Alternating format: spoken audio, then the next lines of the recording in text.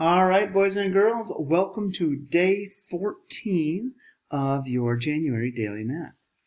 Looks like we have a part whole problem. So as long as we know the whole, we just subtract a part to get the other part, right? So let's come over here and let's take 986 and subtract 327. Okay, 6 minus 7, there's more on the floor. Let's borrow from next door. 16 minus 7 is 9. And then we have 7 minus 2, that's 5. And then 9 minus 3 is 6. So 659. All right, number 2. Use less than, greater than, or equal to. 5 dimes, 1 nickel, 2 pennies. And on the other side, we have 1 quarter, 2 dimes, and 1 nickel. So let's go 5 dimes. So 5 tens is 50 cents. A nickel is 55 cents. And 2 pennies is 57. Looking on this side, we have 25. And then 2 dimes would be 35, 45. And a nickel makes 50. So 57 is greater than 50.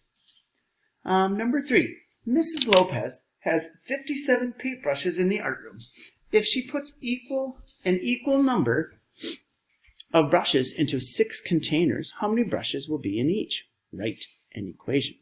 So we have 54 paintbrushes, and we're going to divide those paintbrushes into 6 containers. So 54 divided by 6 equals how many paintbrushes would be in each container. So that would be a 9, because 6 times 9 equals 54. So how many brushes? We have 9 brushes.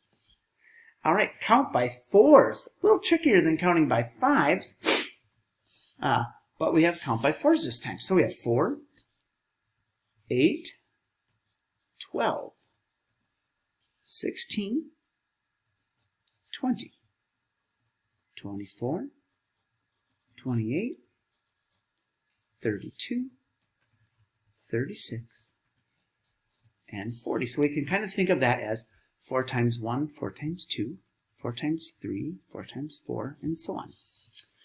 Okay, how many minutes until 9 o'clock? Well, it's 8:10 right now. So we can count the number of minutes until it gets to the 12. So we have 5, 10, 15, 20, 25, 30, 35, 40, 45, 50 minutes. All right, there we are, boys and girls. Great job with your work today, and we will see you tomorrow for day 15.